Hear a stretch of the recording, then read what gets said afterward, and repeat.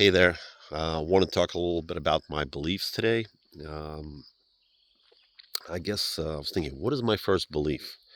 And I guess the first one is that none of my beliefs are my own beliefs. Somewhere in, I don't know who, but someone said that none of our ideas are really our own ideas. All of ideas that we hold in our head, all of our beliefs come from somewhere else. They come from movies, they come from books, they can come from discussions we hold with other people. When you think about it that way, yeah, it's good to be on the ideas diet, or at least filter the ideas that you can come in contact with.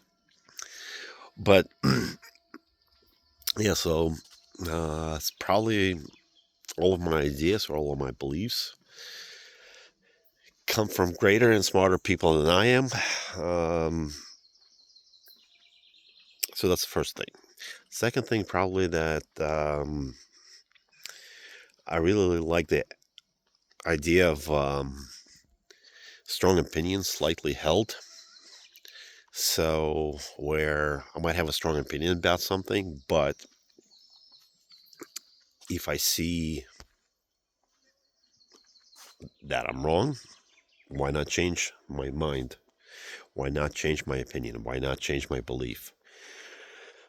Uh, there's also somebody famous said that I change my mind all the time. When I'm proven wrong, or when I see that I'm wrong, I change my mind. What do you do?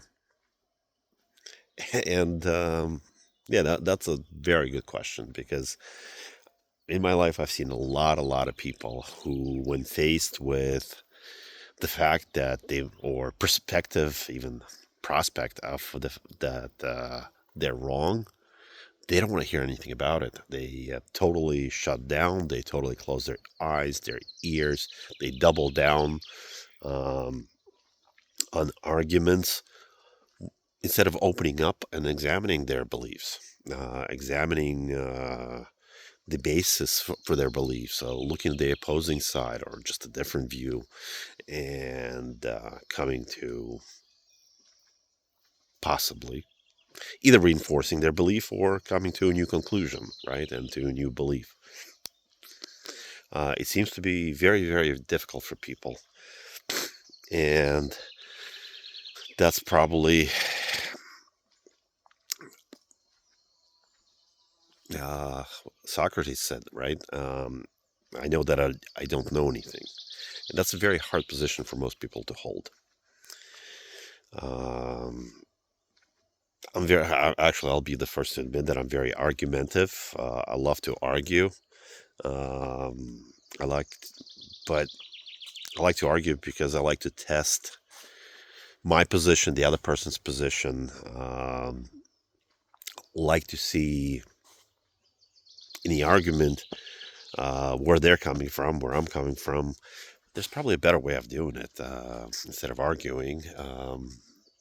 Probably a, a better way to hold a dialogue, or what is it that you're supposed to hold where you're just exchanging ideas? There's a Greek word for it. Greeks had a name for this. Was it dialogue? I don't remember. Maybe somebody knows and can comment on that. So what else I believe? I'm kind of mixed on the free will thing. I don't really believe in it, but not in the sense that it doesn't exist and the universe is mechanistic and stuff like that. I don't believe in it in the sense that we don't really have the power over the world or anything around us. Um, Again, somebody else's idea, but the only thing we have a power over is our attitude towards it. I mean, come on, which one of us chose to be locked down during COVID? Which one of us chose to wear a mask? Which one of us chose all the shit that's going on in the world? We didn't choose it, um, but we have to live with it, right? And our lives are affected by all that. And I think the biggest argument against free will is, well, let's examine our own lives. If we really had a free will, wouldn't you have a different life? Wouldn't you want a different life if you had a free will? Obviously, which, I don't know. If I had a free will, I would be better looking, younger, smarter, richer, and so on. So that's my biggest argument against free will. None of us would have been, well, okay, maybe there's some people who would have chosen the life they're living, but I think quite a few people have an issue with that, with the life they're living. So obviously wouldn't choose it. But another one of my beliefs is amor fati, love your fate, because that's the only life we have. And you can whine and cry all about it, but I think you live a happier life if you just love it. And to love it, you have to take a full responsibility for it. Yes, maybe I didn't choose everything that happened to me. Yes, I can't control the external environment. I can't control the weather, although it's beautiful today. But I can control my attitude towards it. And that's the only thing that I can control. Even that, sometimes. How many times we're upset and we're like, what am I upset about? And you still can't help it. You're still upset about it. So even that, our emotions are not really under our control. Usually our emotions control us, not me controlling my emotions. Again, because who would choose depression? Who would choose a bad mood? So that's for free will. Yeah, we can say, well, I choose to do something else. Like, for example, I wanted to record a video, do a YouTube channel, probably for at least 5 years now. I kicked myself in the ass that I haven't done it, but I just couldn't get myself to do it. Just couldn't. Until one day, a couple of weeks ago, I just went and did it. I don't know what changed. I definitely know it wasn't my choice, because I wanted to do it a long time ago. What happened a week ago? I don't know.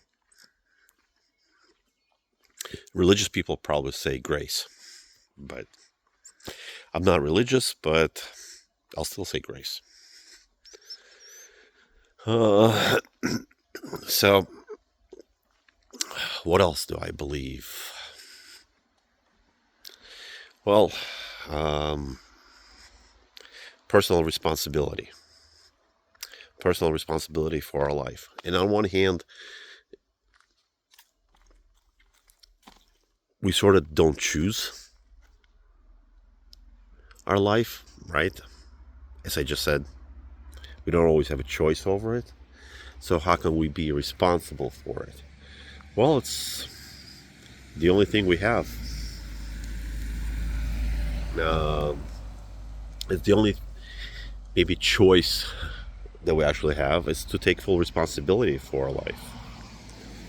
There's mosquitoes flying, cars driving.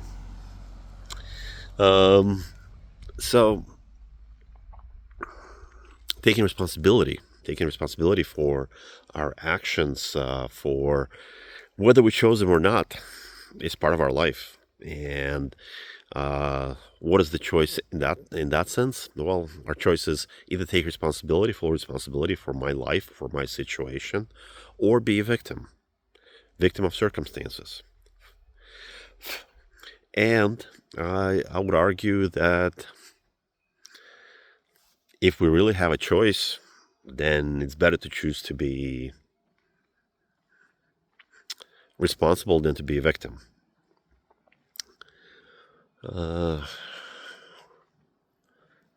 other thing about amor fati, you can't not love your fate. I mean, we're born we're here, how many others are not here? Also, when you think about it, that uh, when you think about the fact that the entire universe, had to work 14 billion years for me to be here, and do this video, wow, that kind of blows your mind, right? Um, and I guess that comes to one other of my beliefs, belief of interdependence. A lot of people, like when we are born and we're kids, we're dependent on our parents, and as we grow up, and we become, I will say, I guess, around age 7, 8, probably around age 3, 4, when we learn the word no. Yeah, we want independence. And every kid growing up wants independence. I want to be independent from my parents, from this, from that. Um, as soon as I'm 18, I'm leaving the house, this and where I'm going to be live independent life. But as we live that life, we find out that we're not. It's impossible to be independent. Um, we still need to go to the supermarket to get our food. So we depend on the driver that brought the food to the supermarket. We dependent on that store manager that opened that supermarket that morning. We dependent on that cashier that's working too slow, and there's a huge line at the register. And without them, we're not going to get our food.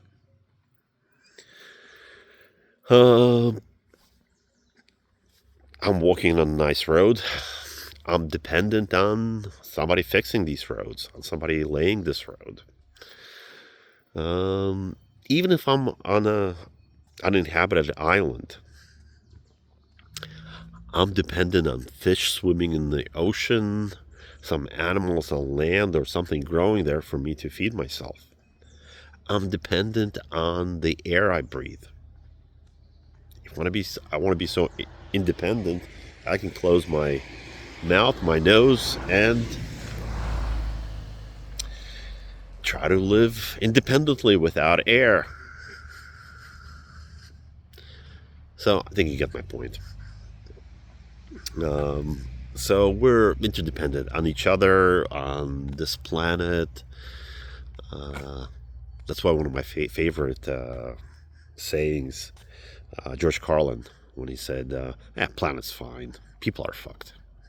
Yeah, and that's kind of our future. If we don't take care of this planet will be fine. We're not going to be here, but the planet will be fine. The life, other species will probably rebound. There'll be more of everything else except us. So planet will be fine. What else do I believe in? Well, as extension of that interdependence, I do believe that the entire universe is kind of one organism. You can say like one living being, maybe. Like living. Although maybe, who knows, right? And we're just part of it. Part of this one organism, evolving, changing, and without the rest of the universe, we wouldn't be here, right? I mean, I was blown away when I found this out, and to my embarrassment, it wasn't that long ago, that every atom of our body is made in some star, right? So what do they have? Helium? I think helium and maybe hydrogen are the only natural, so to speak, atoms. if I understand it correctly. I might be wrong there, but maybe there's something else. Um, but helium is the basic atom, right? And all the other atoms are made in the stars. When stars form, there's nuclear reaction, and all the other atoms are formed in the stars. So each one of us is literally stardust. Wow, right? So a star had to form for me to be here, right? A star had to form, probably die out, go supernova, send its debris all over the place, um, for me to be here. Another thing that's pretty cool from that is that I don't think we appreciate enough that we come literally from the earth, right? Where do all the atoms of our body come from?